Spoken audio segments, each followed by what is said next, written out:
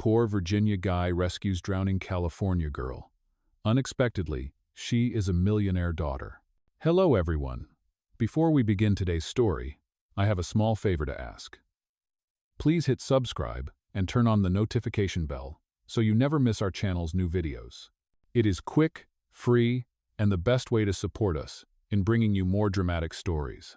Your support means the world to us. Where are you watching from? Drop your city or country in the comments below. Thank you very much. Now, let us return to our main character. The morning sun had just risen above the quiet riverside town in Virginia, spilling a golden glow across the water. Life here was slow and unpretentious. Wooden docks stretched into the muddy river, and fishing boats rocked gently in the breeze. Among the few people already awake was Ethan, a young man in his mid-20s. His clothes were worn and his hands calloused from long hours of physical labor. He lived with his mother in a small trailer near the edge of town, and every day began the same way: another shift, another struggle to pay the bills. Ethan had never complained. Hardship was part of his life, but he carried it with quiet dignity. His world was small, but his heart was large. On this particular morning, he had borrowed an old wooden rowboat to check the nets strung along the riverbank. The boat creaked beneath him, water lapping against its sides as he pushed forward with slow, deliberate strokes. The river was usually calm, a place of reflection and routine, but today was different. A faint sound pierced the air, a scream, sharp and desperate. Ethan froze, his eyes scanning the river. At first, he thought it might have been a bird, but then he saw it. In the distance, thrashing arms broke the surface of the water. A figure was struggling, gasping, disappearing under the current, then bursting up again with frantic cries. It was a young woman, clearly drowning, swept away by the powerful undertow that lurked beneath the deceptively calm surface. Ethan's heart slammed in his chest. There was no time to think, no one else nearby. He did not know who she was, where she came from, or how she ended up in the water. He only knew one thing: if he hesitated, she would die.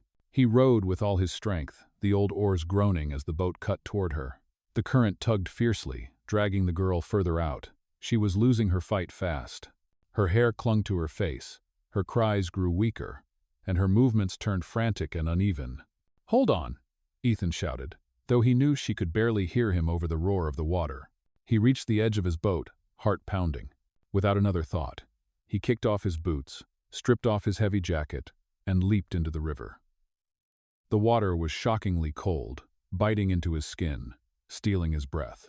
But Ethan forced himself to push forward, arms slicing through the current as he swam toward her. When he reached her, she was almost unconscious, her lips pale, her body limp. Her hands clawed weakly at his shoulders before falling away.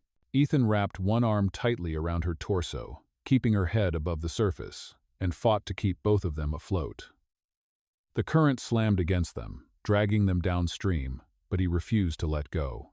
His lungs burned, his muscles screamed, yet something inside him, a stubborn fire, a refusal to surrender, drove him on. Inch by inch, stroke by stroke, he dragged her toward the shore. His fingers scraped against sharp rocks, tearing his skin, but he did not even feel the pain. Finally, with a desperate final push, Ethan pulled the girl onto the muddy bank. She lay there motionless, her chest still. Fear clawed at him. He leaned down, pressing his ear against her mouth, praying for a sign. For a terrifying moment, there was nothing. Then faint, shallow breaths. Relief surged through him. She was alive. Ethan brushed the wet strands of hair from her face, staring at the stranger he had just risked his life to save. She looked like she did not belong here at all. Even drenched and shivering, there was something unmistakably refined about her, her delicate features, the faint trace of perfume still clinging to her skin, her manicured hands. This was no ordinary traveler. But in that moment, none of it mattered. She was simply a human life.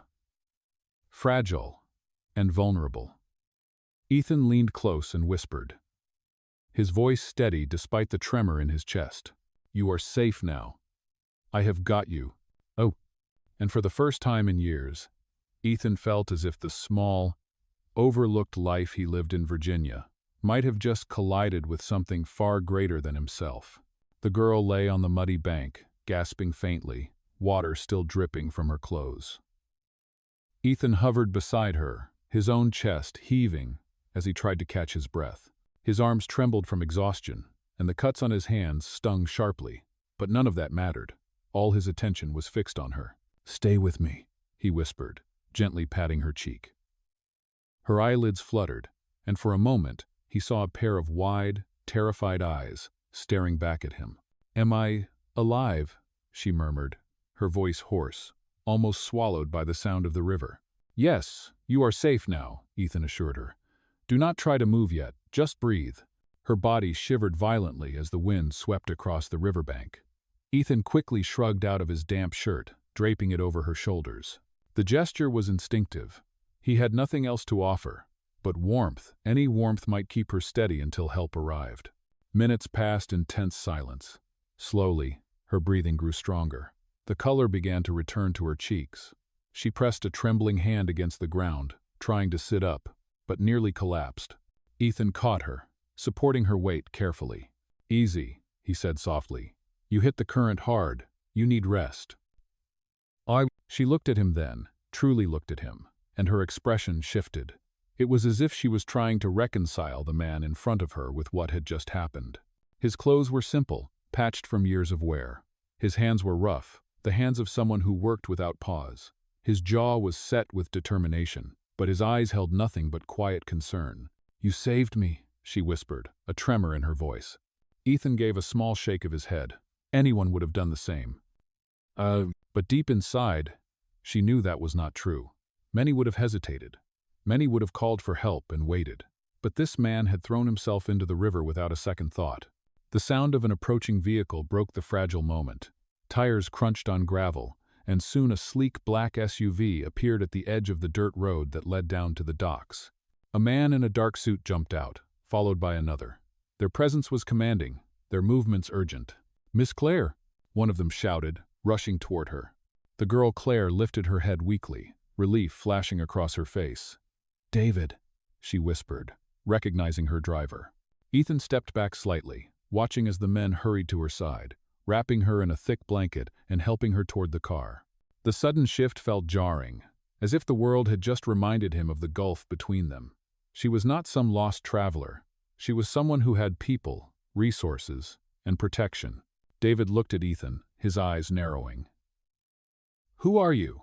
What happened here?" Ethan hesitated before answering. His voice was steady, though his body still shook from cold. "She fell into the river. I pulled her out." The man's gaze flicked over Ethan's wet clothes, bleeding hands, bare feet in the mud. There was no gratitude in his expression, only suspicion. He muttered something under his breath and turned back to Claire. But Claire's eyes had not left Ethan. Even as her driver guided her toward the SUV, she twisted in his grasp to look back.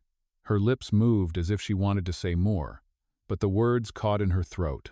Finally, she managed one soft phrase, carried on the wind. "Thank you."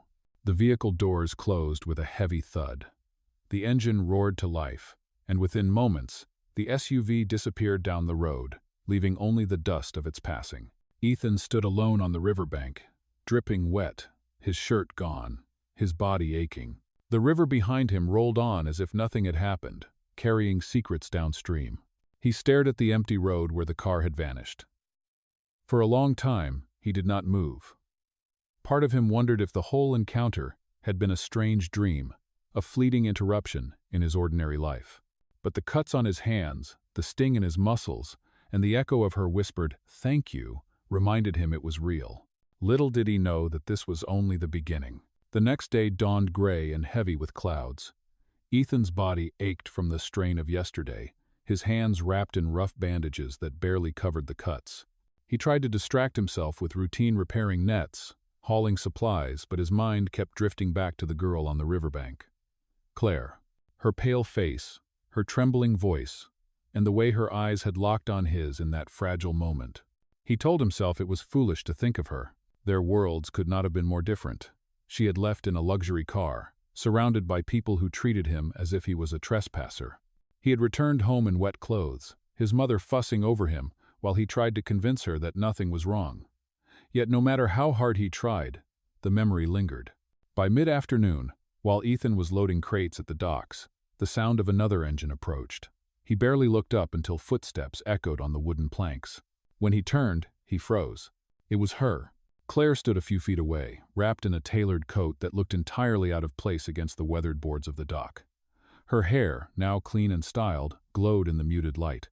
Behind her stood a pair of security guards, watching cautiously. Ethan blinked in disbelief. "You came back." Claire's lips curved into a faint smile. "I had to. You saved my life. I could not just leave it at that." Her voice was softer than yesterday, less frantic, but still carried that refined tone that marked her background. She stepped closer, ignoring the uneasy glances of her guards. "I wanted to thank you properly," she continued. Not just a word whispered in the wind. Ethan shifted awkwardly, suddenly aware of the dirt on his boots and the patched sleeves of his shirt. He rubbed the back of his neck, unsure what to say. "I told you yesterday. Anyone would have done it." "Oh." Her eyes met his, steady and unflinching. "No, not anyone. You risked yourself for me, a stranger. That is not something people do every day." The sincerity in her tone unsettled him. He was used to people overlooking him, dismissing him as just another poor boy trying to scrape by. But here she was, looking at him as if he was someone worth remembering. A silence stretched between them, filled only by the creak of the dock and the distant call of gulls. Then Claire reached into her coat pocket and pulled out a small envelope. She held it out to him. "This is not much compared to what you deserve," she said. "But I want you to have it." Ethan glanced at the envelope, his brow furrowing. He could already guess what it was. Money. Gratitude measured in bills. He did not take it. Instead, he shook his head firmly. "I do not want your money." Claire blinked, surprised. "But why? You saved me. I owe you." "You owe me nothing," Ethan interrupted, his voice calm but resolute. "I did what I had to do. You were drowning. That was enough reason." For a moment, she simply stared at him, the envelope trembling slightly in her hand. No one had ever refused her before. She was the daughter of wealth, used to doors opening, to gratitude being transactional. Yet here was this man, poor by every measure of society, standing taller than anyone she had met. Slowly, she lowered the envelope, tucking it back into her pocket. Her gaze softened. "Then, at least let me know your name." "Ethan," he said quietly. "Ethan," she repeated, as if testing the sound of it. "I am Claire." He nodded once, unsure how to respond. The guards shifted behind her, clearly impatient. But Claire did not move. She seemed anchored there, reluctant to leave. Finally, she took a step back, her eyes never leaving his. "I will see you again, Ethan. Somehow." "Aye?" And with that, she turned and walked toward the waiting car. The guards followed, and within moments, the vehicle pulled away, carrying her back into the world he could never reach. Ethan stood alone once more, his heart pounding in a way he could not explain. He told himself it was impossible, that their paths would never truly cross again. But deep inside, something told him this was far from the end. Days passed, and life in the riverside town returned to its ordinary rhythm. Ethan tried to bury himself in his routine, mending nets, hauling crates, and working odd jobs to cover his mother's medical bills. Yet in the quiet moments, his mind kept replaying the same scene, Claire standing on the dock, her voice certain as she promised they would see each other again. He did not believe it. People like her did not linger in towns like his. She belonged to California, to mansions, to parties filled with people who never worried about their next meal. He belonged here, on the river, with worn boots and calloused hands. But Claire was not one to let go easily. One late afternoon, while Ethan was finishing repairs on an old boat, he heard a commotion by the docks. Curious voices, whispers of surprise, and then he saw her. Claire, stepping out of a polished sedan, dressed with effortless elegance that drew every eye. She ignored the stares and walked straight toward him. "Ethan," she called, her tone warm and certain. He stood, wiping grease from his hands, heart thudding. "Claire, what are you doing here again?" "I told you I would see you," she said simply. "I meant it." Before Ethan could reply, a new voice cut through the air. It was sharp, cold, and commanding. "Claire." A tall man approached from the car, his tailored suit pressed to perfection. His presence radiated authority, his expression carved from disdain. Ethan could tell immediately this was not a driver or a guard. This was family. The man's eyes narrowed on Ethan, as if assessing a threat. So this is him. The boy who thinks he can catch the attention of my sister. Ethan stiffened, his jaw tightening. I did not. You saved her. Yes, the man interrupted with a dismissive wave. And for that, our family is grateful. But let us be clear. Do not mistake one act of decency for an invitation into her life. Claire bristled, her face flushing with anger. Daniel, stop it. Ethan is not. But Daniel cut her off again, his gaze drilling into Ethan. I know exactly what men like him want. He sees a rich girl. He sees an opportunity. I will not allow it. The words landed like a blow, but Ethan did not flinch. He had heard such accusations before, whispered by townsfolk whenever he crossed paths with someone of higher standing. Yet hearing it now, spoken so bluntly in front of Claire, carved deeper than he expected. I did not ask for anything, Ethan said, his voice calm but steady. I never wanted her money. I only wanted her to live. Daniel's lip curled in a sneer. Noble words, but words are cheap. He turned to Claire. Come, we are leaving. Claire's fists clenched at her sides. No, Daniel, you cannot treat him this way. He saved my life. And I will not see your life ruined by someone beneath you, Daniel shot back. His tone left no room for argument. He took her arm, guiding her firmly toward the car. Claire looked back at Ethan, her eyes filled with conflict. I am sorry, she whispered, her voice breaking. Ethan stood rooted, watching as she was pulled away, the polished car door closing like a barrier between their worlds. The vehicle pulled off, its tires spitting gravel, leaving Ethan in a haze of dust and silence. The stares from the bystanders around the dock pressed on him like invisible weights. He could hear their mutters, see the pity in their eyes. Some shook their heads knowingly, as if Daniel's words had confirmed what they already believed, that a poor boy like Ethan should never dream of reaching beyond his station. He turned back to the boat he had been repairing, his hands trembling as he picked up the tools. He forced himself to focus, to drown the echo of Daniel's voice in the steady rhythm of work. But inside, a storm brewed. He had never asked for this attention. He had never sought Claire out. Yet now his dignity had been dragged into question, and his integrity mocked in front of the very person who mattered most. For the first time since the rescue, Ethan felt something deeper than exhaustion. He felt anger. And though he did not yet know it, this clash was only the beginning of a larger battle, one that would test not only his pride, but also the fragile connection that had formed between him and Claire. That night, Ethan sat alone by the river, the same place where everything had begun. The moonlight shimmered across the water, silver ripples gliding over the current.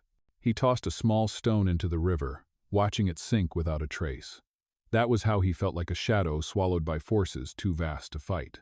Daniel's words had cut deeper than he wanted to admit. It was not the insult of poverty he had endured that his entire life, but the way it had been thrown in front of Claire. The look in her eyes, torn between defiance and sorrow, haunted him. But Claire was not done fighting. 2 days later, Ethan was unloading cargo at the docks when a soft voice startled him. You work too hard for someone who deserves more. He turned, and there she was. Claire, standing near the edge of the pier. A hood pulled low over her hair. Her coat plain and unassuming. Without the polished sedan or the looming bodyguards, she looked almost like any other traveler. Claire, he breathed, glancing around nervously. What are you doing here? If your brother finds out— I did not come for his permission, she interrupted firmly. I came for mine. Her tone was steady, but her hands trembled slightly as she folded them together. I could not let our last moment be defined by his cruelty. I needed to see you, without the noise, without the accusations. Ethan stared at her, unsure how to respond. Part of him wanted to send her away, to protect her from the whispers that would surely follow. But another part, the part that had carried her from the river with every ounce of his strength, longed to hear her words. She stepped closer, lowering her hood. The faint scent of her perfume drifted on the night air, stirring the memory of the riverbank. You do not understand, Ethan. I have spent my life surrounded by people who only care about wealth and reputation. But when I was drowning, none of that mattered. Only you did. Her words sank into him like anchors. He swallowed hard, his voice rough. "Claire, our worlds do not fit together. Your brother was right about one thing. I cannot give you what your family expects." "I do not want what they expect," she said firmly. "I want what is real. And you are the first real thing I have known in years." The silence that followed was heavy, filled with unspoken fears. Ethan looked into her eyes and saw not the polished daughter of privilege, but a woman searching for truth in a world of illusions. Against his better judgment, he found himself nodding. "Then we meet here, quietly, away from everyone." Her lips curved into a relieved smile. "Then, it is settled." From that night on, their secret meetings began. They met by the river, sometimes beneath the shadow of the old docks, sometimes in the clearing where fireflies danced over the tall grass. They spoke of their lives, Ethan, about the weight of responsibility, working 2 jobs to cover his mother's medicine, and Claire about the loneliness of mansions filled with people who never truly saw her. With every meeting, the divide between them seemed to shrink. Ethan found himself laughing in her presence, a sound he had nearly forgotten. Claire listened intently, her gaze unwavering, as if every word he spoke mattered more than the world she had left behind. But the closer they grew, the more dangerous it became. Ethan noticed shadows at the edge of the docks, men watching from afar. Claire confessed her brother had grown suspicious, tightening his grip on her movements. Yet still, she came.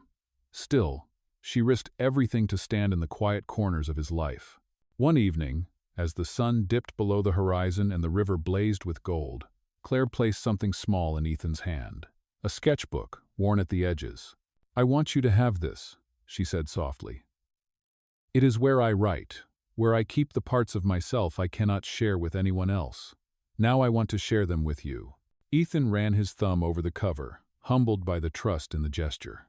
"Claire, why me?" Her answer was simple, but it carried the weight of everything unspoken between them. "Because when I was drowning, I did not just find life. I found you." And in that moment, Ethan knew he was caught in something far greater than a rescue on a river. He was caught in a tide neither of them could escape. The secret meetings could not remain hidden forever. In a small town like Ethan's, whispers spread faster than the river current. People noticed Claire's presence, the elegant young woman slipping through the docks in plain clothes. At first, it was curiosity. But soon, curiosity turned into gossip, and gossip into judgment. By the 3rd week, Ethan felt the weight of every stare. Neighbors who once nodded kindly now watched with narrowed eyes. At the general store, hushed voices carried words like fortune hunter and gold digger. It was not the first time Ethan had been looked down upon, but this time, the scorn cut deeper. It was no longer just his dignity at stake, it was Claire's as well. One evening, while he and Claire sat by the river, she noticed his silence. "You are troubled," she said softly. Ethan stared at the dark water. "They are talking, Claire, about us, about me." Her hand reached for his, firm and steady. "Let them talk. They do not know you. I do." But Ethan shook his head. "You do not understand. Words in a town like this spread, and once they do, they stick. Your brother already believes I am after your family's money. These whispers will only prove him right." Claire's eyes glistened with defiance. "Then let him believe what he wants. I will not live my life by his suspicions." Yet fate had its own way of tearing open secrets. The very next day, as Ethan finished loading supplies near the docks, he noticed a man with a camera lurking in the shadows. Before he could react, the shutter clicked, capturing Claire's figure just as she emerged from behind the old boathouse. The photographer grinned and disappeared before Ethan could confront him. By the following morning, the photograph had made its way into the hands of the press. A glossy headline screamed from the front page of a local paper. "Millionaire's daughter found meeting secret lover in small Virginia town." The image was grainy, but clear enough. Claire, in disguise, leaning close to Ethan. The reaction was swift and brutal. Calls flooded Claire's family estate in California. Business partners whispered about scandal. Her father, a powerful figure with a reputation to protect, summoned her immediately. When Daniel arrived in town, his fury was palpable. He stormed to the docks, flanked by men in suits, and confronted Ethan in front of half the town. "You could not stay in your place, could you?" Daniel spat. "You had to drag her name into the mud. into the tabloids. "Do you realize what you have done to our family?" Ethan clenched his fists, but held his ground. "I never called the press. I never wanted her exposed like this." Daniel's eyes burned with accusation. "Lies. This is exactly what I warned her about.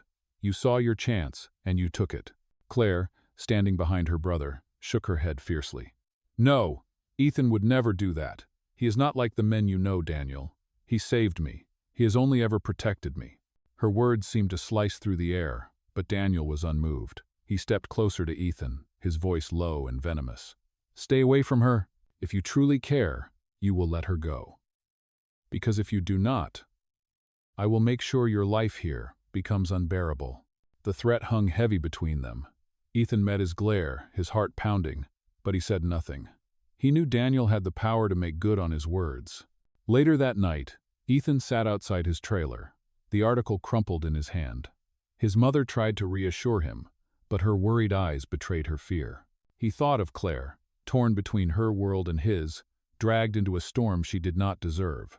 When Claire appeared again under the cover of darkness, her face streaked with tears, she clung to him as if the world itself was slipping away. "They will never understand," she whispered. "But I cannot let them dictate my life. Not anymore." Ethan held her, his jaw set with quiet resolve. "Then we face this together, no matter what comes." Oh. And though the night was still, the current of destiny moved faster than ever, pulling them both toward a reckoning neither could escape. The storm of scandal had left Ethan cornered, but destiny had a way of revealing truth at the most unexpected moments. It happened only a week later. A fire broke out at the old warehouse by the docks, a place where several families stored equipment and supplies. Flames licked the night sky, smoke curling into the wind as panicked shouts filled the streets. The fire spread fast, threatening not only property but lives. Ethan was one of the first on the scene. Without hesitation, he rushed into the chaos. People screamed for him to stop, but he ignored them. He could hear children trapped inside, their cries muffled by the roar of fire. The heat was unbearable, the smoke choking, yet Ethan pressed forward. He wrapped his jacket around one boy and carried him out, coughing and stumbling. Then he turned back without pause, re-entering the blaze to save another. His hands blistered, his skin blackened with soot, but his determination never wavered.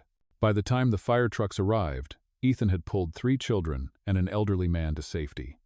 The crowd watched in stunned silence as he collapsed on the street, his body trembling from exhaustion. Firefighters rushed past him to contain the blaze, but the focus of the town had shifted. Someone shouted, "He saved them!" He went in there again and again. Phones lit up, recording his every move. Within hours, photos of Ethan carrying children from the fire spread online, erasing the cruel rumors that had painted him as an opportunist. The story of the poor Virginia boy who risked his life to save others traveled far beyond the town, reaching newspapers, television, and eventually even the circles of Claire's wealthy family. When Daniel saw the images, his expression faltered for the first time. He could not deny what was plain before his eyes. Ethan was no fortune hunter. He was a man of courage, a man whose actions spoke louder than any pedigree or bank account. Claire rushed to Ethan's side at the hospital, where his hands were bandaged and his face pale from smoke inhalation. She sat beside him, tears slipping down her cheeks as she whispered, "You did it again. You saved lives without asking for anything in return." Ethan's voice was weak but steady. "It was never about me. It was about them, about doing what was right." Oh, for the first time, the world saw Ethan for who he truly was, not just a poor boy from Virginia, but a hero whose integrity could not be bought or broken. And for Claire, that revelation changed everything. The day after the fire, the town gathered outside the hospital. Reporters crowded near the entrance, microphones raised, cameras flashing. The man they had once whispered about as a fortune hunter was now hailed as a savior. Claire stepped out onto the steps, her hand gently holding Ethan's as he walked beside her, still weak but standing tall. The crowd fell into a hush. For the first time, she spoke not as the daughter of wealth, but as a woman who had chosen her truth. "This man," she declared, her voice steady and strong, "saved my life when no one else was there. And last night, he saved the lives of children he did not even know. He did not ask for recognition. He did not ask for reward. He acted because it was right. That is the man Ethan Island." The crowd erupted in applause, the sound echoing across the square. Some cheered his name, others wiped tears from their eyes.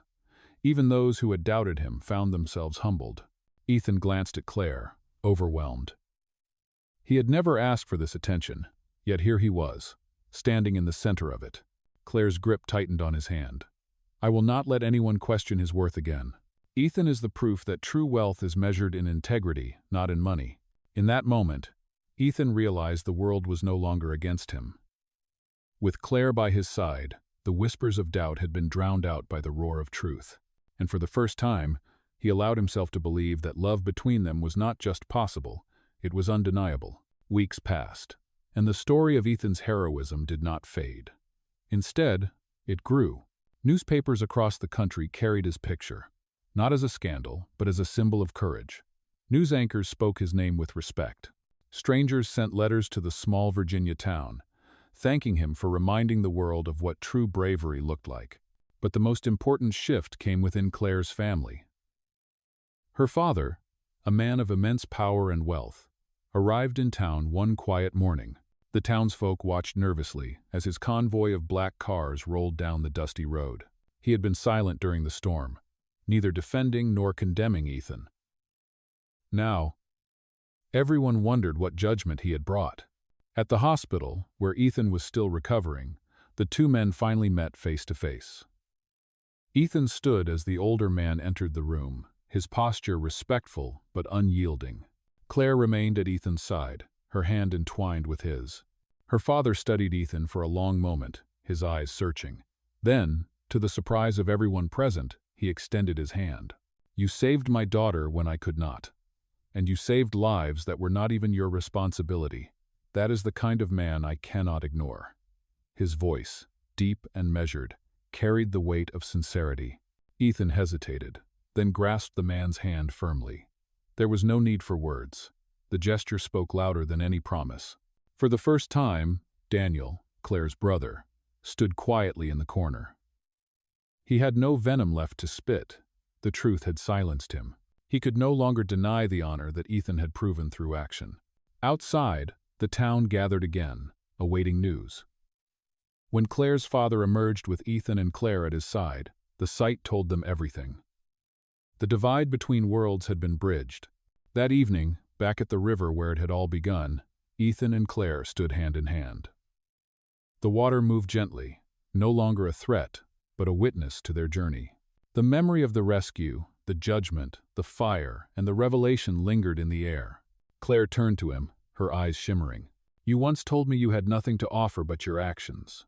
Ethan, those actions gave me life, gave me truth, and gave me love. That is more than money could ever buy."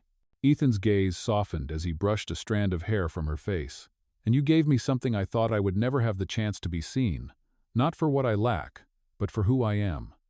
Oh. They stood in silence, letting the river carry away the last of their doubts.